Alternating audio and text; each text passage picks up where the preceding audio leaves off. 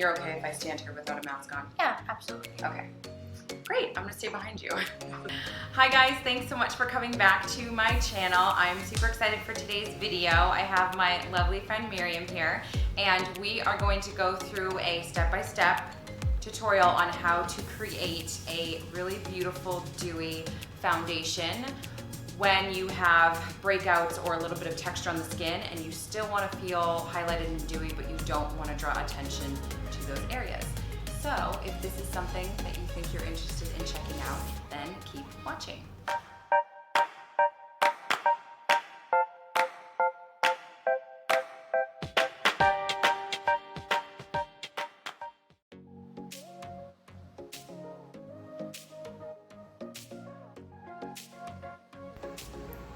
So we are going to start by cleaning off the skin. I'm using Bioderma micellar water here. It's a great product to use because it just balances the pH in her skin, removes any dirt, grime, or residue, so that we're starting with a nice, fresh, clean canvas. Next, I gave her a little spritz of Mario Badescu Rose Water, and I'm going to be using the Mario Badescu Hyaluronic Eye Cream under her eyes. This is one of my favorite products to use because it is extremely hydrating, and I find that when I put this on clients under the eye, any concealer or product I apply on top just applies smoothly, very minimal creasing or movement in the product, and I feel like it works for a multitude of skin types. I am also applying Embryolisse moisturizer to the face and Makeup Forever mattifying primer just through the center of her face.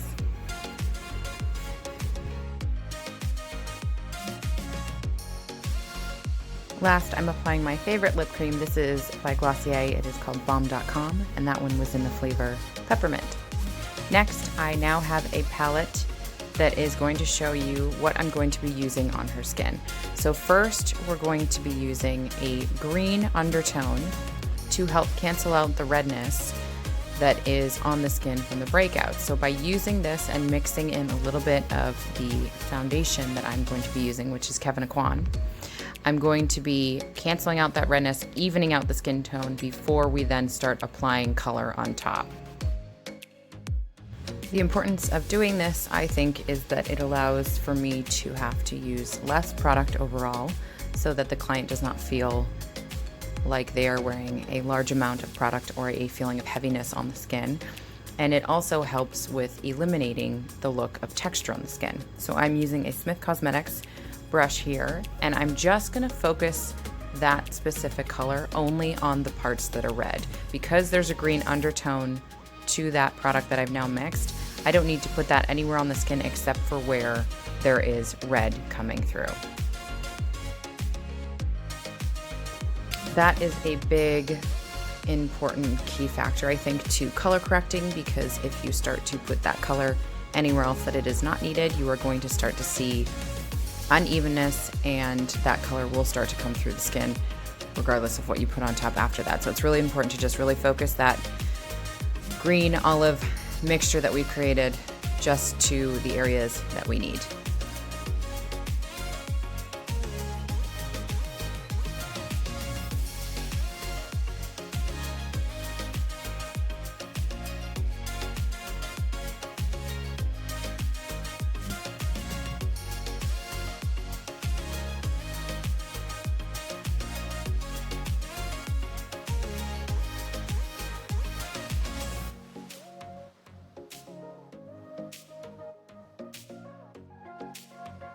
That we have everything evened out, I am mixing up my Kevyn Aucoin Central Skin Enhancer, and I am color matching to her skin.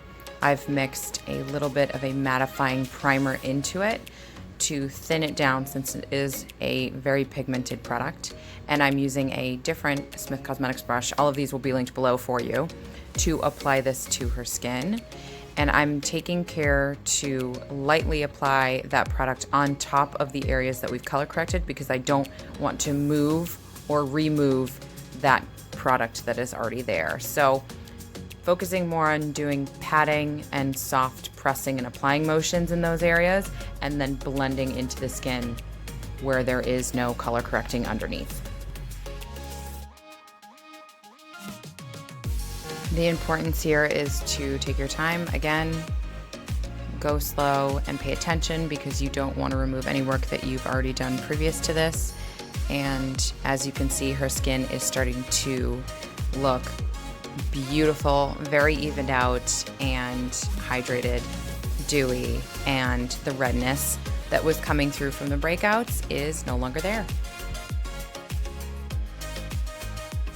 Something else that I wanted to highlight was my use of the mattifying primers, and just a rule of thumb, anything that is a highlight or reflective is going to draw attention to texture on the skin. So the reason why I was mixing the foundation with a mattifying primer is that it's going to help diffuse and dull down the look of texture on the skin. And I think that is something also important to pay attention to, because although we are wanting a more hydrated finish, we don't want something that's going to highlight or accentuate too much. So it's kind of finding that happy medium, and this seems to be working really well on her skin type.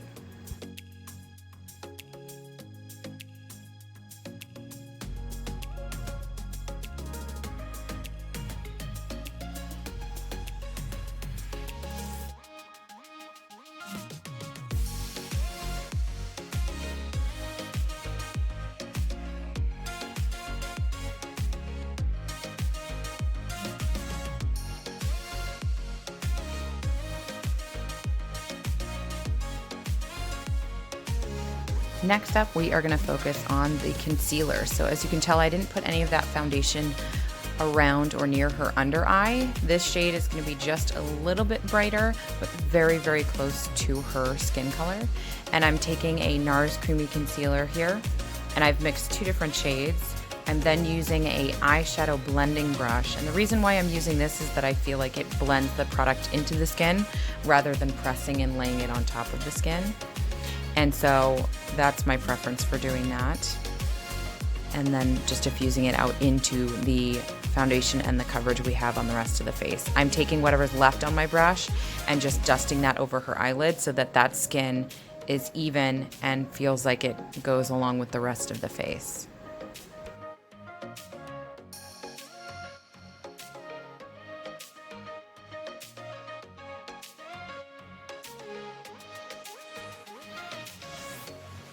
Again, you can see how little product I'm using. I am a true believer of less is more, and that even if you do feel like you need a little bit more full coverage, there's a way to do it so that your client or you yourself feel as almost like you're not wearing much on the skin at all.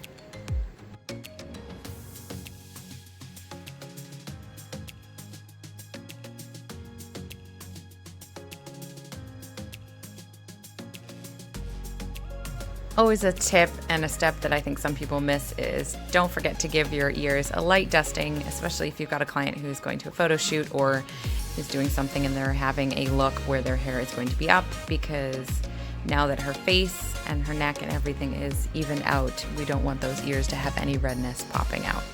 Now that she is nice and even, we are going to jump in with a little bit of color on the cheeks. I'm using Glossier Cloud Paints. I mixed in 2 different shades here, and we're going to apply this to her cheeks.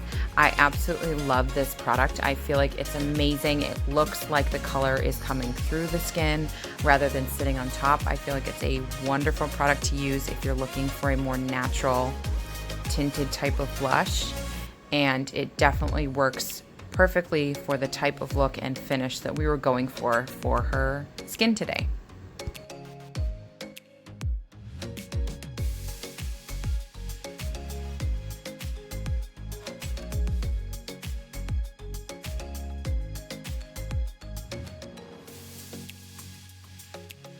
I think that it just gives the most perfect sun-kissed natural glow to the face. I love this product so much.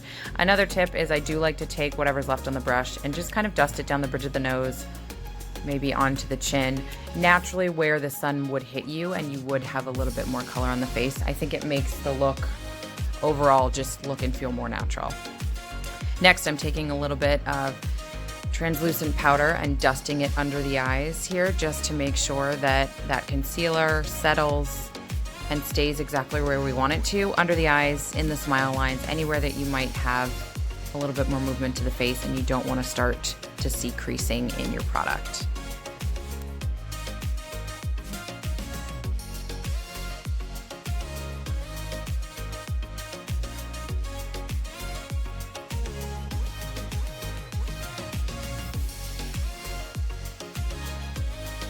Now that we've evened out her face, I do want to kind of accentuate and bring her natural bone structure and sculpt her features back in and kind of give them a little bit of attention. So I'm taking a deeper shade of the Kevyn Aucoin and I am focusing that right under the cheekbone, at the jawline, slightly down the bridge of the nose, and that's just to kind of bring those features back. She does have beautiful bone structure, so I want to make sure that that doesn't get lost with everything being nice and evened out. So just to give her a little bit of depth of dimension.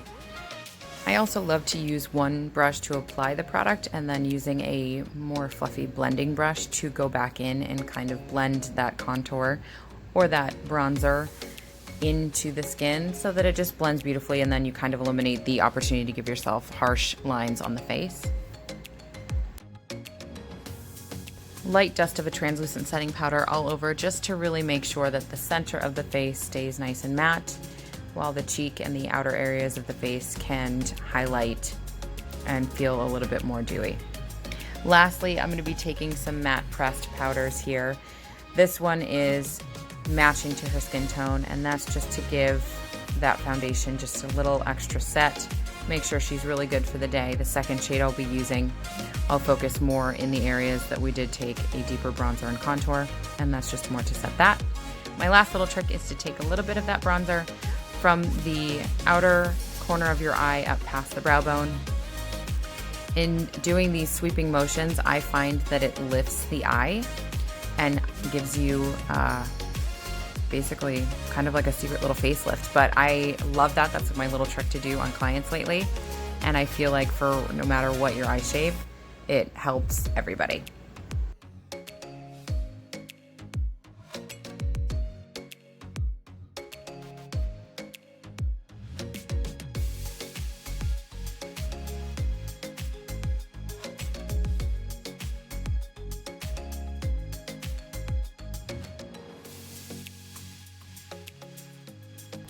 Last little touches here, and that is the finished lovely skin look.